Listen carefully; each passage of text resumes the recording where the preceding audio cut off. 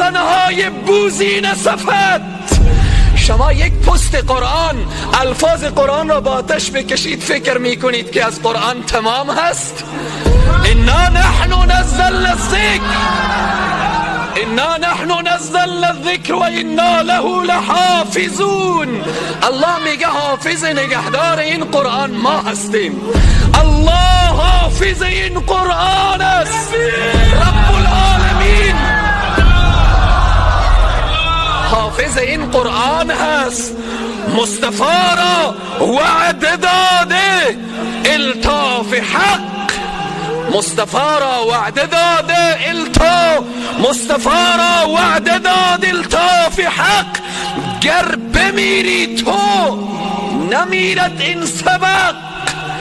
ای محمد اگر تو از دنیا بری ولی معجزه تو جاویدان هست، تا به قام قیامت هست.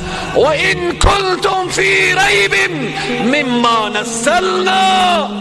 ای دنیای غرب اگر با این قرآن شک دارید، فأتوا بسورة من مثله، بیاورید مثل قرآن یک سوره بیاورید.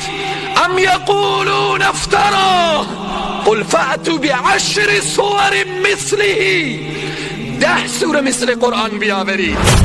ولی این بغض شما، کینه شما، عداوت شما از او لحظه است که رسول معظم اسلام درس برای شما بوزین صفتهای آمریکایی رسول الله داد در غزوه بنی قریظه و بنی نذیر و در تبوک، که شما امروز میخواهید که از امت محمد رسول الله انتقام بگیرید. بنابراین سروران عزیز و بزرگوار، اینها آیاتی است که قرآن چالش میدهد، میگه ای دنیا اگر برای من شک دارید بیاورید یک سوره، بیاورید یک آیه، بیاورید. این قرآن چی هست سروران؟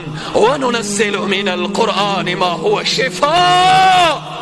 این قرآن شفا هست. این قرآن آمده تا امراض را مداوا کند. دنیایی که در تاریکی فرو رفته بود، دنیایی که به جهل فرو رفته بود، دنیایی که به ظلم و ستم فرو رفته بود، این قرآن آمد دنیا را روشن کرد.